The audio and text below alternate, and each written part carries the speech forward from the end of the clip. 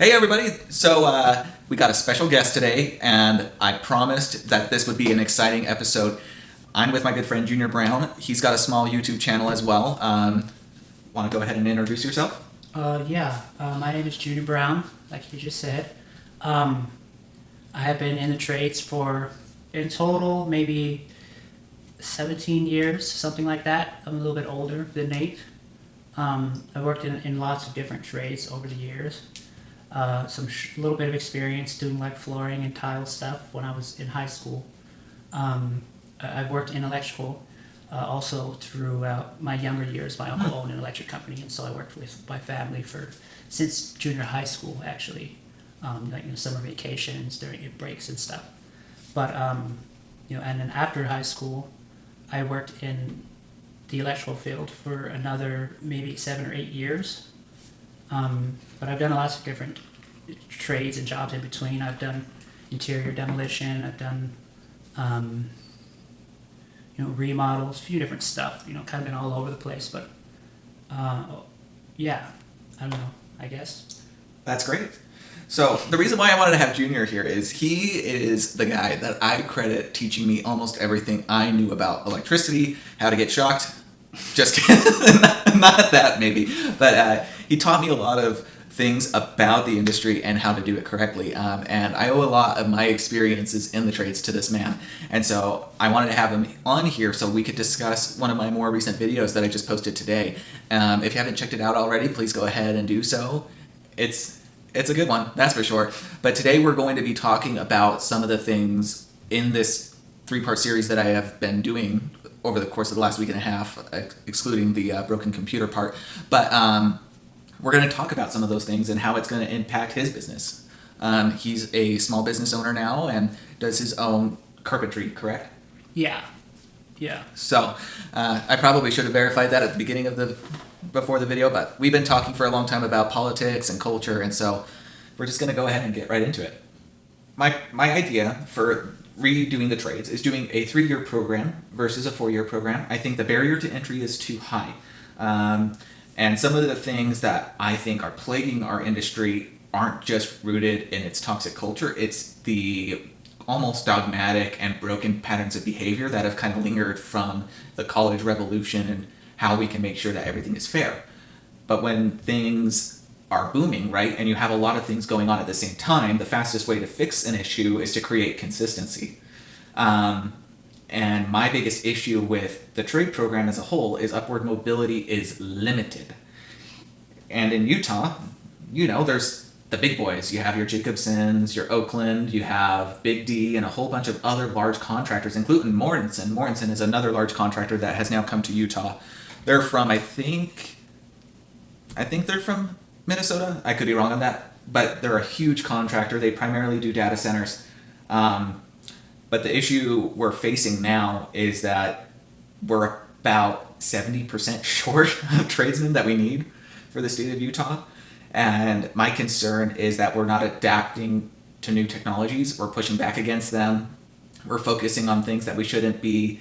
And we're really honing down on the idea that Utah can pay more because we have a hard program. Well, if you actually compare our wages to somewhere like Nevada's still an expensive state, don't get me wrong. Nevada's cost of living, for comparison, just so everyone knows here, is about 115% above the national average. Utah's is 128% above the national average. Wow. So, by Utah standards, it's dirt cheap. By Californians' standards, it's dirt cheap. By Arizonan standards, it's expensive. And so I start thinking about these things and how it impacts our industry, because by and large, people in Nevada, if you're a part of a union, for example, right, most union shops down there pay their guys about $50 an hour, maybe a little over that, if you're a journeyman. They don't really have state licenses, they have county licenses. And my issue is that there's no national licensing. The CDL, for example, is a national license, and you might have to get certain certificates or additional permits to go into certain portions of cities or boroughs because of congestion, volume of cars and stuff, things like that. But I want to make sure that if we were to adopt something like this, that it wouldn't just attract new talent, it wouldn't pigeonhole people into one region and state. Okay, that makes sense. Yeah, I think so. To your first point about barriers of entry regarding actual like licensing and education and stuff being kind of simplifying the process or even shortening it. I think that's definitely something, it's an area that definitely has its issues. On one hand, where it is really difficult and, it takes a lot of time and there are a lot of different issues in that system that could be easier and that has definitely played a huge role. Like, in electrical, there's there's a lot of different sayings. Like one where, even in the plumbers and electrical circles, where the joke is that, every plumber is like a failed electrician or something like that, right? Because they got to the math part of electrical and became a plumber, right? And that's definitely a barrier. And I know that the excuse that they use does have some actual truth and validity to it, in that, their excuse is that it's really dangerous and it's really difficult, and if you're not careful or doing it correctly, you can essentially burn someone's house down, or and then cause injuries or worse in that situation. And there is definitely plenty of truth to that part of the argument, but also it's definitely more excessive than it needs to be, because as we've been doing electrical for years, and we both have known absolute dummies who do the job just fine, day in and day out. They can wire a whole building by themselves, and they're morons. And so that's not that area. That excuse isn't completely true and does act more as an unnecessary barrier in some ways, for sure. On your other part, where you were discussing other barriers of entry regarding societal norms and stigma and things like that, I think that's a much more difficult issue to address, because, rather than just changing legislature and requirements for, for completing your licensing and education and all that stuff, that's more of a psychological and societal thing to address. And in my mind, the question kind of goes to how exactly, do we address that, as well as where, how effective would it be to even address that? People tend to be, in my experience, a lot of people tend to be kind of stuck in their ways, and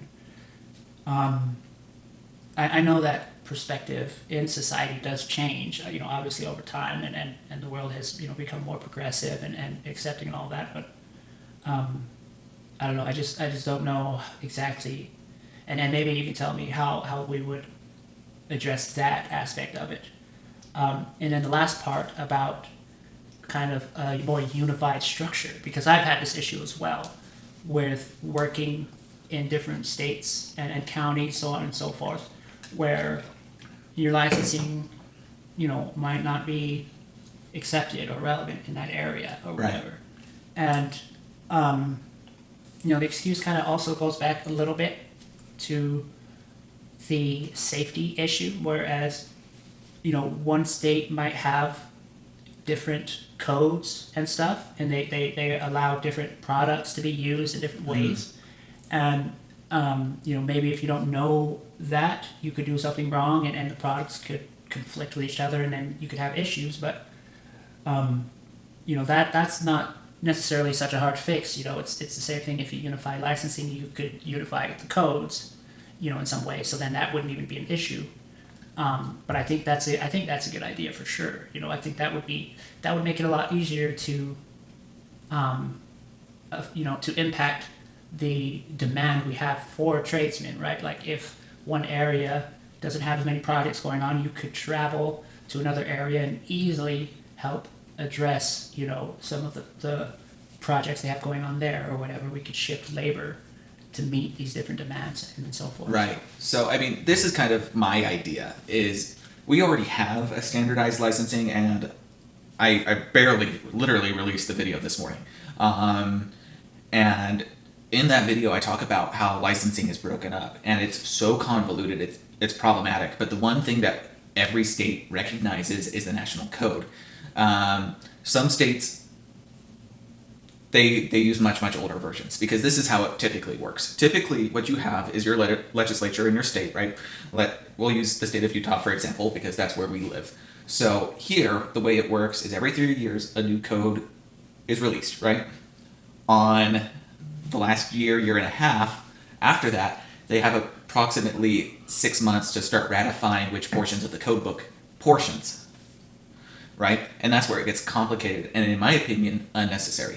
Because, for example, if we were to say, okay, well, every decade you must adopt that decade's latest code book. So, for example, if we were talking about the 2010s, every state would have had to adopt the 2011 code at a minimum, because that first page in the code book tells you this is not an instruction manual, it's the bare minimum requirements for installation. This book is written by lawyers and engineers who understand the field. But the other things it talks about is it's for the safeguardings of person.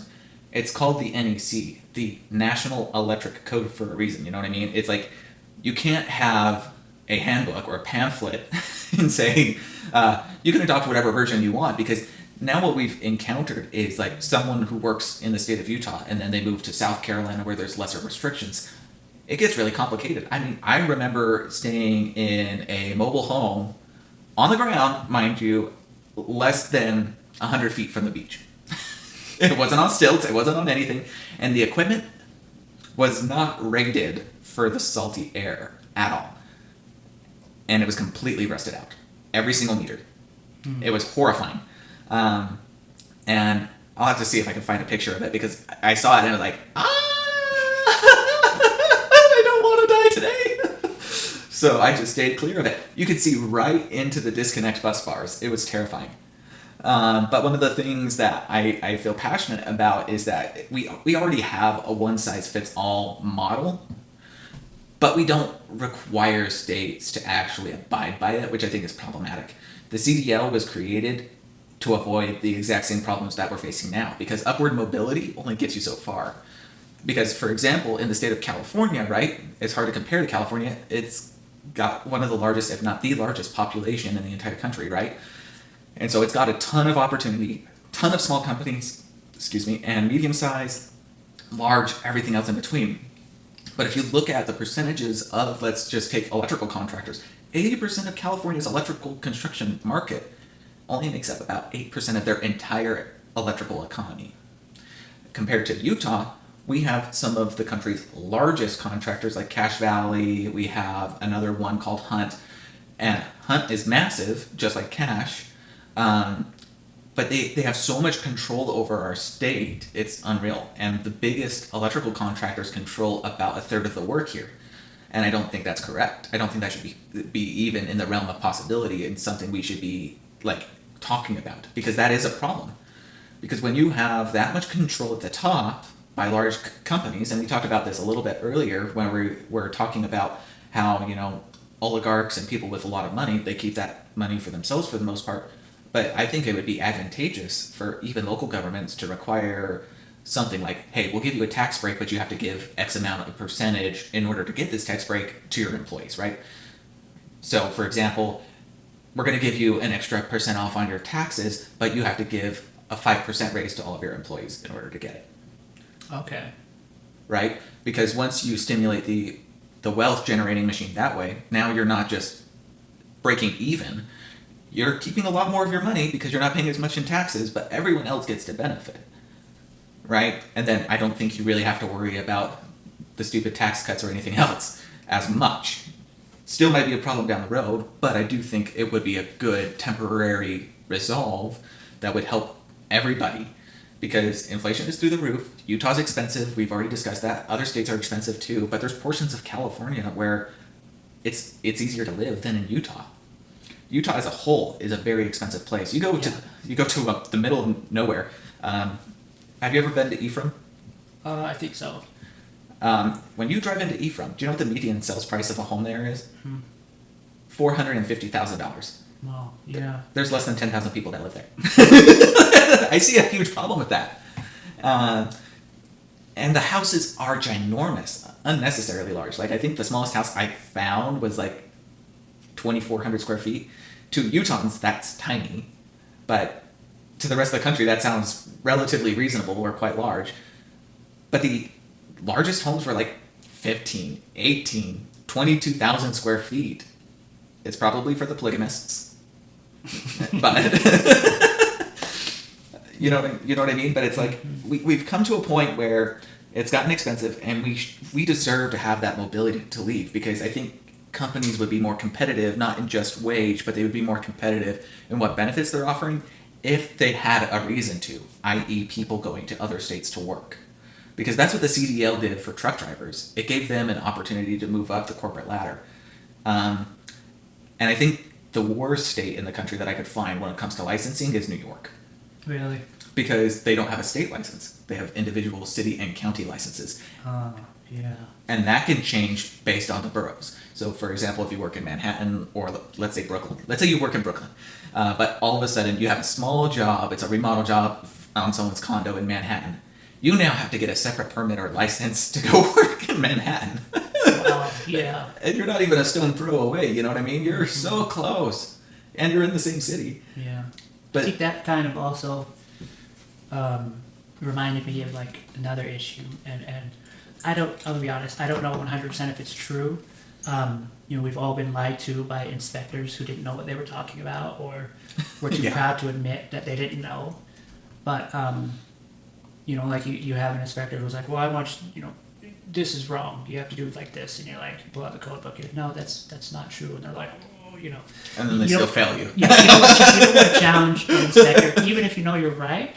If what they're saying isn't dangerous or going to cost you too much money, you also don't want to challenge him, if it's not going to cause a problem, because later on down the line, that inspector can give you crap. They could fail you and cost paperwork and time, and to actually challenge one, you'd have to, do a whole report and all that stuff, saying, what I'm doing is right, and these are all the reasons why or whatever. And so sometimes you just kind of do whatever they say just so that you can get it done and get out of there. So do you think inspectors should have the same kind of training? Do you think that would also help? Yeah.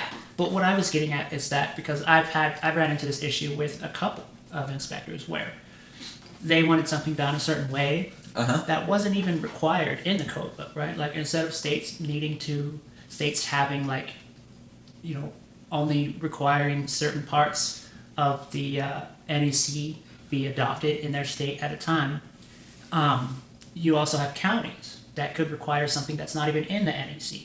Right. It just has to exceed those requirements if they do. Mm-hmm. And so I've had inspectors who are like, well, in the county we require this. And I'm like, well, that's above, and so, like I said, I don't know 100% if that even is true, but I've had that issue, a lot. And that kind of goes back to where it's like... That happens in Salt Lake City all the time. Mm-hmm. Where this whole unified structure would make a lot more sense, because, that...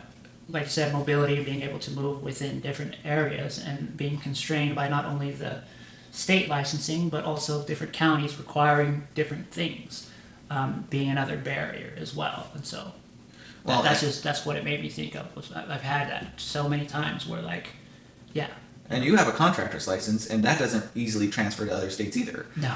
And absolutely not. If at all, it's absolutely horrendous. I don't think that's fair to you. But one of the things that I find absolutely fascinating is that people aren't talking about the evolution of construction and how we can improve the trades. They're talking about how we can keep things the same. They're worried about artificial intelligence. They're worried about automation and robots. I mean, have you seen those tile laying robots? Yeah. Those are amazing. I've seen one where they're making a robot that can do plumbing. Yeah. And that's one of the hardest trades. Like, if they can lock that in, none of us are safe. You're only as safe as you are willing to adapt. That's true. What was that story? I can't remember, and maybe you could remind me of this. But for the rocket launch, there were these women, I believe black women, that went out there and they started doing a lot of these manual code interludes for the computers, right? Mm-hmm. And these computers were massive. Calculating trajectory. Oh, yeah, thank you. And so they were calculating all of this stuff, but they learned very quickly that these computers could do it on their own. And so what did they learn? They learned the backbone. They learned how to do the individual coding of the ones and the zeros. Well, I think what one of the issues was that the computer could do it, but not only did somebody have to check it and make sure, because the computers have errors and glitches and stuff, but also the women could calculate it more like accurately, right? More granularly. They could get, instead of Right. being, 5 zeros, they could calculate it down to like 7 or 8 zeros and Right. be more accurate with. Well, and the reason why I bring that up is because instead of getting replaced, because they knew the coding, they were able to keep their jobs. And my argument is that, a lot of people are like, oh, it was difficult for my grandfather, it was difficult for my father, therefore I will make sure it stays difficult for my son. And in my mind, that makes zero sense, because if you talk to anyone that has children, I don't have children, you don't have children, but the one thing they always say is, I want my child to have a better life than I did. So why aren't our industries adapting with that same logic? Because they're not. Oh, well, I think that's relatively simple. Kind of going back to what you said about societal norms and stigma. I mean, we have this culture of individualism, right? Where we have to do what we can to survive ourselves, and I don't know if these businesses are worrying about making it harder for their sons, but maybe making it harder for their competitors. Which translates to also making it harder for their sons and stuff. It could be something like that. Like an uneven advantage for competitive nature. Yeah. We're in a very competitive job market. In fact, I was reading an article a couple days ago that said that Utah is the hottest job market and housing market in the entire country. And I'm going to do a video on this at some point, but I was doing some research and I was asking a couple friends of mine, including ChatGPT, to help me verify this because the numbers just didn't make sense to me. There are tens of thousands of open jobs in the state of Utah, and if every single job was filled, there would still be a few hundred people collecting unemployment. Not very many, but most of those people would be closer to retirement anyway, so I'm not even going to count that. So that's crazy to me. Like, every job could be filled with the amount of jobs we have on our job boards, but why is it so competitive? I just had an interview with Costco. I did not get the job. There were 35 people for a front-end part-time job, 24 hours a week, at Costco. Yeah. I applied for another job at Harmon's, and they said, we have 70 candidates for this position. And so I started thinking about it. Why are these retailers so desirable to work for? So I started looking at their benefits packages. They don't pay $30 an hour, but they do pay close to $20 an hour. And $20 an hour is quite a bit of money, especially when on occasion you'll get free food or discounts on food. That can offset your grocery costs dramatically. And so even if you made, let's say, $17 an hour, that would equate to, you saving an additional, let's say, $300 a month, which is not a small feat. That's a pretty big deal. And so I started looking at other companies that were hiring, and the companies that had the most openings were paying under $15 an hour. But people have bills to pay.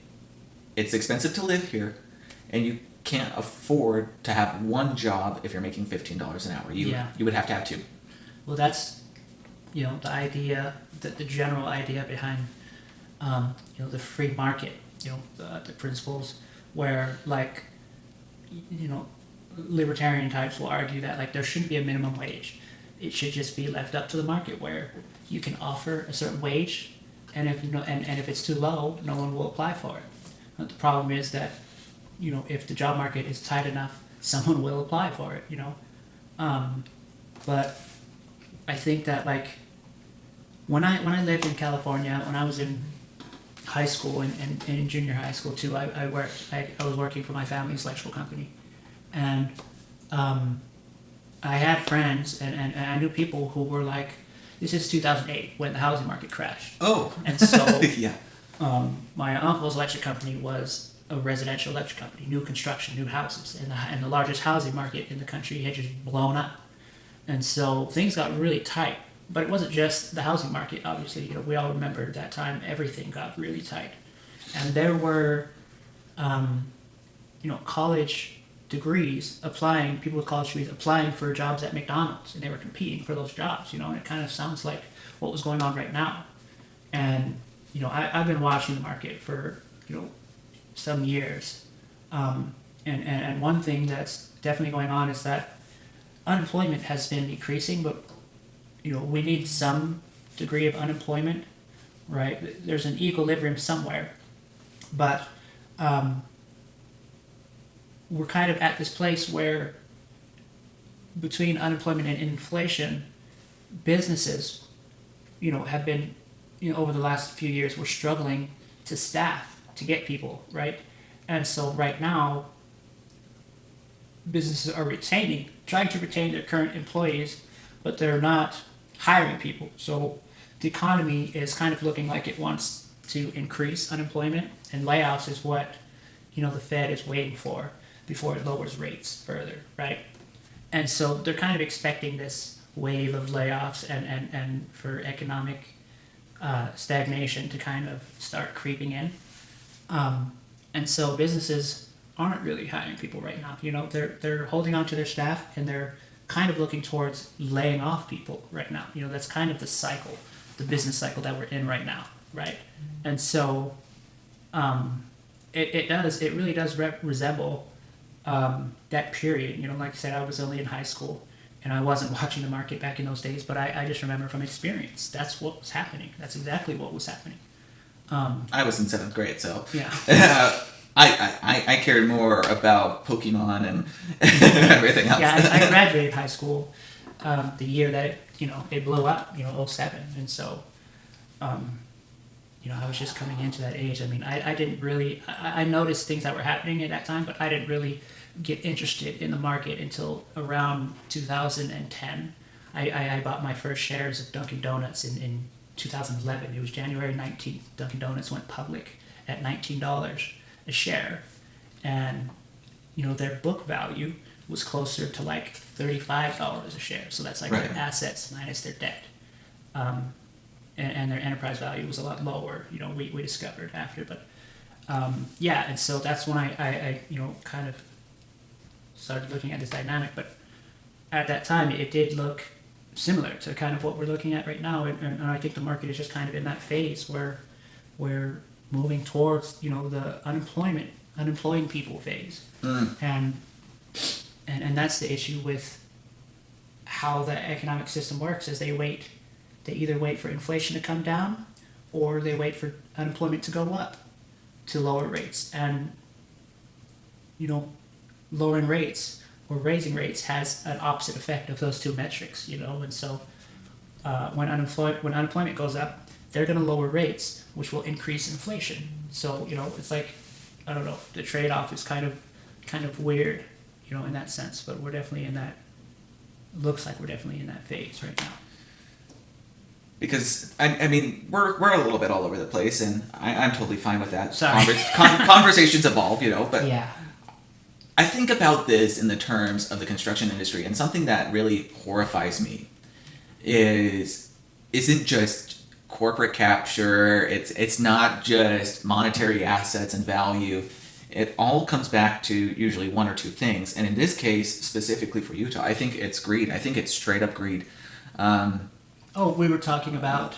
people are racing to the bottom, Well, no, I did. I got so far off track, but ranting. But you were talking about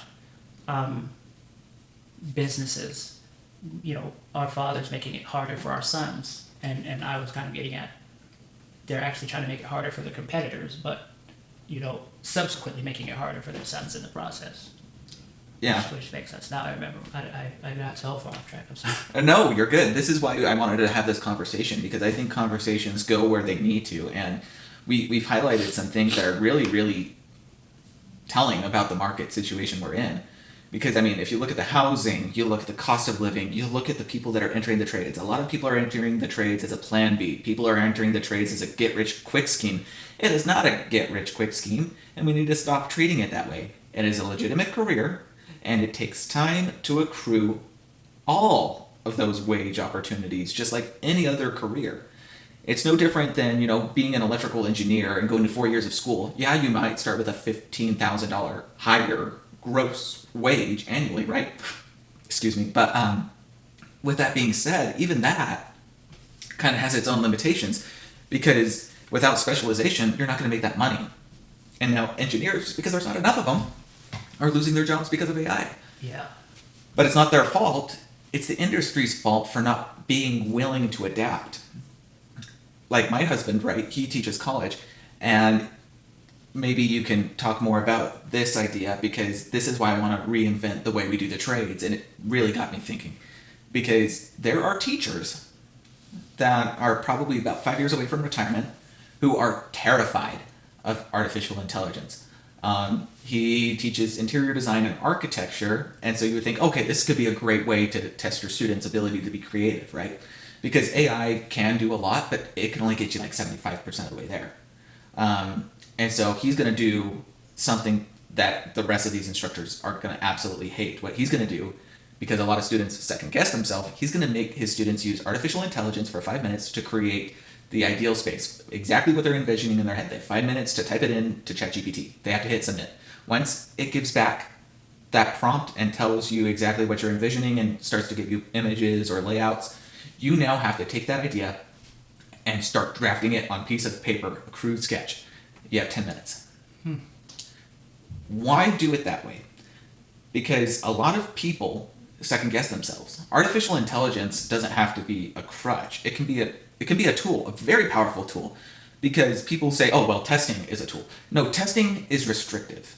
It doesn't even test your knowledge. It tests your ability to be agile, flipping through a book, okay, that has well over 15,000 pages. I don't think that's normal. Any lawyer has to understand constitutional law and state and local laws, and they also have to understand what bills have been passed. All of these things have to be outlined in those courtrooms, and lawyers need to know that stuff. We study a document that is created by lawyers, as I had mentioned before, but I think the bigger issue that we're missing here is we're not lawyers. We're mild engineers with the mouth of a sailor. Okay, like that's what it is. And people say, oh, well, you just need to be tougher skin and then blah, blah, blah. And I think we've really removed the human aspect of our work. Because if we're asking for tests the way we currently are, we might as well just let robots take our jobs. That's my biggest problem with... That's why I'm not working electrical right now. Is not because I don't remember, what the requirements are for A, B, and C, right? Like if the test was like, does this need a ground, or is this required in this environment, right? I would have a lot better luck remembering what I need to do in what situation. But the test is, what page is this on? Is it section 1, chapter 3, part 744? Or is it section 2, chapter 7, part 345? Or is it A, B, and C, chapter 5? And I'm like, what? What page is it on? Like, you want me to remember the page? And that's most of the questions. And I can't do it. No, that's what neither I'm doing can right now. My electrical license is expired because I can't, remember what page that thing is on. I know the answer. I know what the thing does. I know what's required of that, but I don't know what page. And now we found the real problem. I can go back and read it and be like, oh, it's on this page. And, but then the next question is, what page is this one on? And I'm like, what? And then people are going to argue that we're not smart enough because we can't find it on a damn page. And I think they're missing the point. I can't remember what page it is. That's dumb. That is a dumb test of knowledge. A correct test of knowledge would be like, hey, this is considered a category 1 location. This is your scenario. What types of grounding should be installed in the cement? Exactly. That would be that is an applicable question. Mm-hmm. There are some questions that are like that. Yeah. But if you were to take the test, right, there's 80 questions on this freaking test. And the state's going to really hate me for saying this, but when I took my last code test, guess how many questions they had? How many? That were based on that. 10. Yeah. It's at least half the questions that are like, what page is this? And it's like, dude, that's so, please. That's so 1950. We're not 1950 anymore. Yeah. I mean, the code book has evolved from something that was as rudimentary and as simple as a brochure. And now we have this monstrosity that is 1,800 pages long. If you wanted me to memorize the code book, I would memorize the damn code book. Yeah. But that is a terrible idea, because if it changes every 30 years, even if it's just like verbiage, that is enough to ruin your entire day. Yeah. Right? Mm-hmm. Because what happens when an inspector walks in and they're going off of, let's say, the 2023 code, which was ratified, by the way, and we have officially adopted, I believe, 85% of it, which I think is stupid. You shouldn't be allowed to adopt 85% of something. All or nothing. Because now you're just setting up your electricians for failure. It's like a guessing game. Or, better yet, it's a game of whack-a-mole. Yeah. Who gets fired today? Let's find out. Spin the wheel, would you? I think that we've gotten to a point where we've forgotten what it's like to be an apprentice. Like, people say, oh, well, you don't understand what it's like to be a child. I'm like, no, we were children at one point, and we learn and we grow into adults. But our ideas and our vision doesn't change from that of what we were when we were about 8, right? Because what happens is our personalities really start getting locked in by age 12. But our values and what we believe as people, as human beings, is really solidified by the age of 8. If you're a bully at the age of 8, chances are you're going to be a great businessman because you know how to quash your competition. Yeah. If you're someone who's compassionate, chances are you're going to meet one of the greatest psychologists out there, right? And there's almost no middle ground on this. And there are some topics, that we could discuss on those. But I think, by and large, we've really addressed the biggest issue. It can't be a game of memorization and, oh, you have to know the code book. I don't know if you ever worked with him, but he did that job down in Orem. Junior and I used to work for the same electrical contractor way back in the day in 2020. But he was running a job over by the old Macy's at University Mall in Provo. Do you know who I'm talking about? I don't know. He was a really smart guy, really kind, very soft-spoken. Incredibly book smart. And at this point, I think I'm like a second-year apprentice.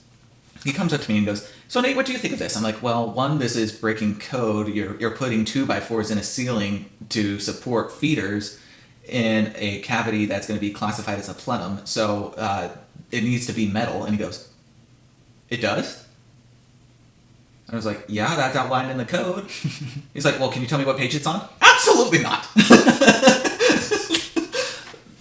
But he passed his code test on the first try because he memorized the code book from 2017.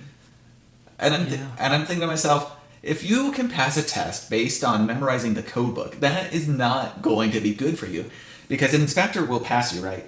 And once an inspector passes you, all liability for that project in regards to any electrical injury or fire goes back to the inspector and the city. But if you get failed and there's an electrical injury or something happening during construction, that 100% falls on the contractor. And so I think if you are going to encourage intelligence, right? People say we're pushing people out of the industry by suggesting we change the way we're doing it. But what we have now isn't working. Yeah. I also think that, like, I can imagine in my head the excuse for doing the test like that, is that, like, if you're doing something and you can't remember how it's supposed to be done, you just know you will remember what page to go to, and then you can just find it or whatever. And, like, that makes sense, for sure, to some degree. I really should have had my code book out here because then we could show people how ridiculous this thing is. Yeah. But I think it's also, like, I don't know, it's almost ridiculous, I think that, I could be wrong, but I think that you could make better electricians by, instructing and testing their knowledge of what works and what doesn't work and what, goes where and how and why and whatever, more than what page is this on, and certainly that helps, I'm sure, to some degree, but it's such and almost, it seems like such an unnecessary kind of situation that they have, because I don't know, my brain just doesn't work like that. I just can't remember. I don't have the photogenic memory to remember what page something is on. I don't know. But you could remember how to do it, and you know how to do it safely. Absolutely. And you know what the code is, because you've seen what happens when the code isn't followed. Usually death or fire or a big explosion that is very much a noticeable feature, and it's a problem. People are not acknowledging the actual challenges that are coming with all of these different things we have to deal with, and I think it's really come to a boiling point, unfortunately, because right now just to kind of fill you in, there's 8,000 apprentices. How many apprentices do you think there were in 2001? Oh, I don't know. I wouldn't even know how to guess. 7,900. Wow. The same. The same. How much has our population increased by since 2001? Oh, it's probably tripled or quadrupled, I'm sure. Not quite, but it has increased by around 300%. So that would be 1.4 million people. Wow, yeah. And 80% of those people moved to one of 3 counties. Yeah. Utah, Salt Lake, or Davis County. Which is what? The Salt Lake metro area. Welcome to hell, everybody. We're in it. And I think we've really we've forgotten what we need to be advocating for. I was reading an article from 1995, and they were talking about how Jordan School District will no longer be allowing electrical contractors to come speak to students. Do you know why that was? Why is that? Because these electrical contractors thought it was great to shit all over the academic sphere. You're in an academic institution. What did you think was going to happen by saying you're an idiot for going to college? Yeah. Yeah. They literally shot themselves in the foot. A lot of high schools in like the East still allow like contractors and other companies and other trade programs and partners to come out there and talk to students. Most schools in the state of Utah are very reluctant to allow any contractor on their grounds. That is slowly changing. I've heard certain rumors that some companies are allowed to go out there and start talking again. I don't know how true that is. I'm not in high school. I don't have any children. My sister's in high school, but she's not going to the trades, and so she's completely tuned out, right? And she's going to be a senior next year. So, good luck getting any information from her that way.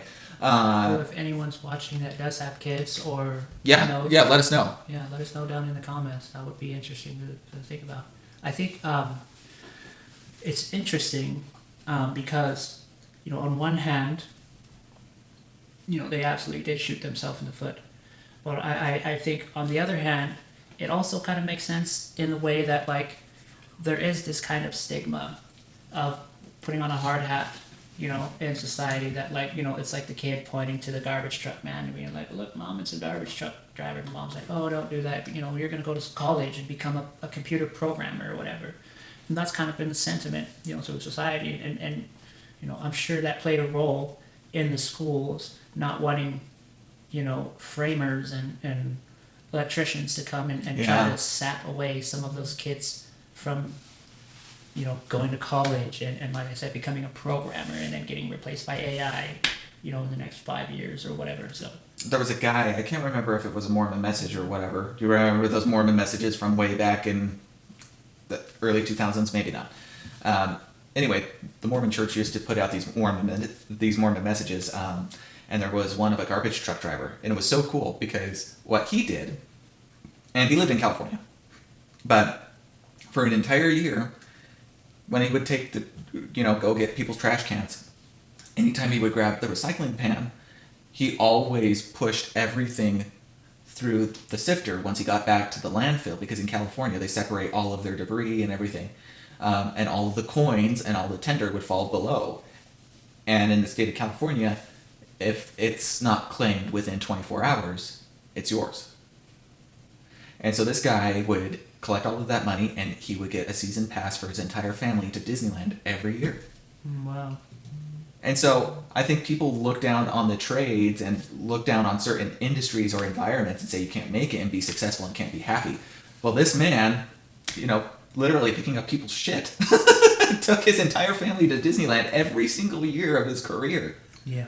Well, yeah, and that's part of the meme too. It's like, not only that, but also like, when the kid's pointing to the garbage man or whatever, and Mom's like, oh no, don't worry about that. You're gonna go to college and be a programmer. And it's like, I think at the end of the meme, it's like, well, this garbage man makes $33 an hour, while Mom, as computer programmer, is probably making $23 an hour or whatever. But she also has, $110,000 in school loans that she needs to pay off or whatever, and so, that's definitely another aspect, or whatever about it. I think the bottom line is things are more connected than people want to admit. because construction would not exist without companies manufacturing components for electricians to install. Those companies wouldn't exist without investment and entrepreneurs trying to create something better. Those companies would not exist without engineers who are trying to come up with a new way to live life better. What was Sears' old motto way back in the day? Live life better? Or was that Kmart? No, that was Kmart. But you know what I mean? Like, they were trying to come up with creative ways to fix this. And these corporations have been swallowed by private equity firms and are no longer around to say, hey, be careful. Because they can't. They're not here to warn us. They're already gone. And if we're not careful, the electrical trade, any construction industry, or trade for that matter, could find themselves in that same position.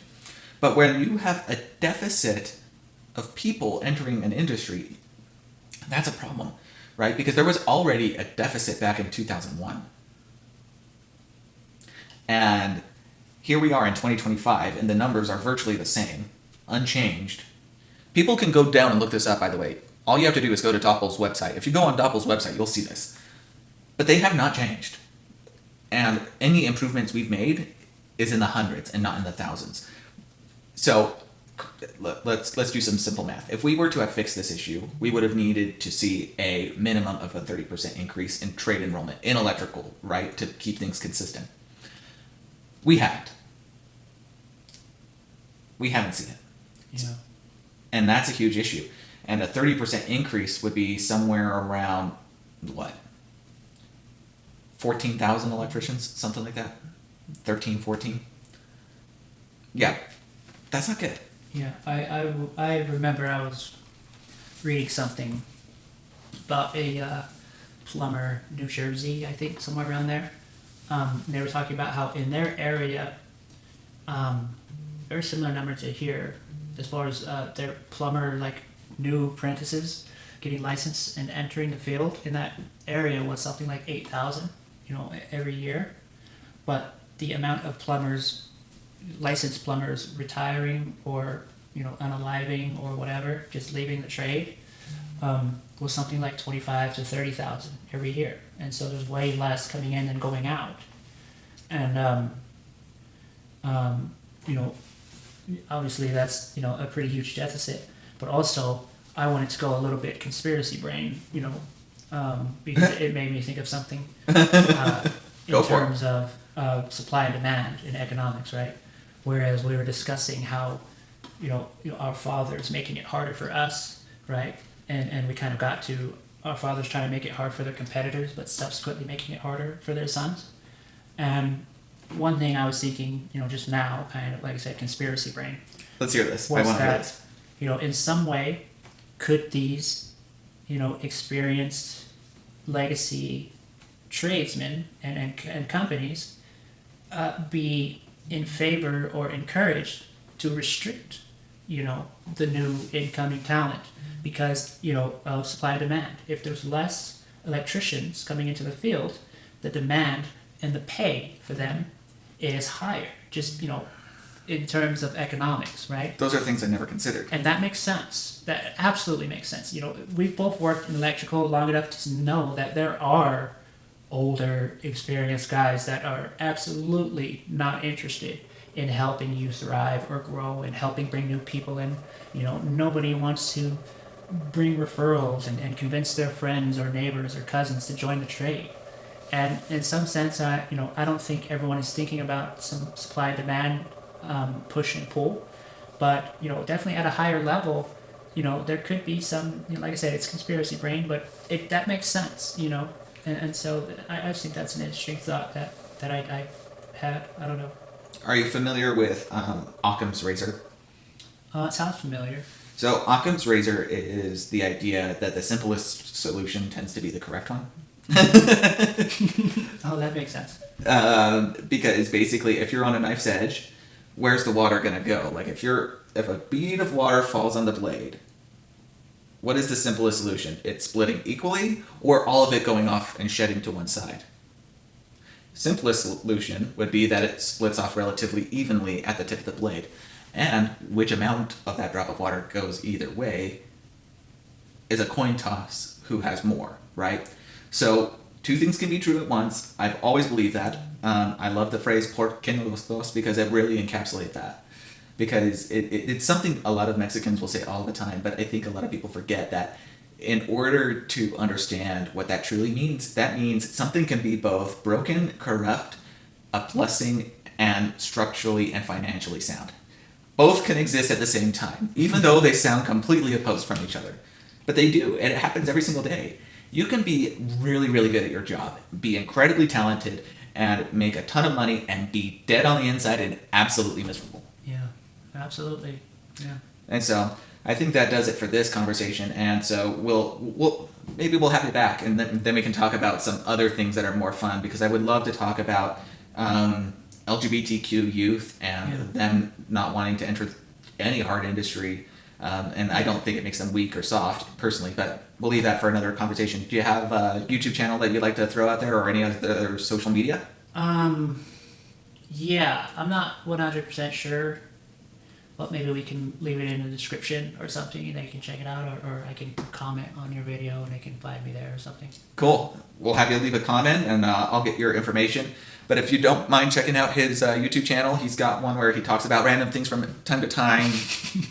Not exactly consistent, but you know what? It's all about learning together, right? Oh yeah, I might start just talking about economics as I'm learning it, because I've been just kind of looking into that a lot lately. I know that trading in the market has become really popular these days, and so fantastic. Yeah, I don't know. So whatever people want to talk about. If you want to see what not to do, follow Junior's Yeah. YouTube channel, and he'll show you exactly how to go broke in 24 hours. Oh yeah. Well, thanks, man. Yeah, absolutely. Thanks, guys, and we'll catch you on the next one.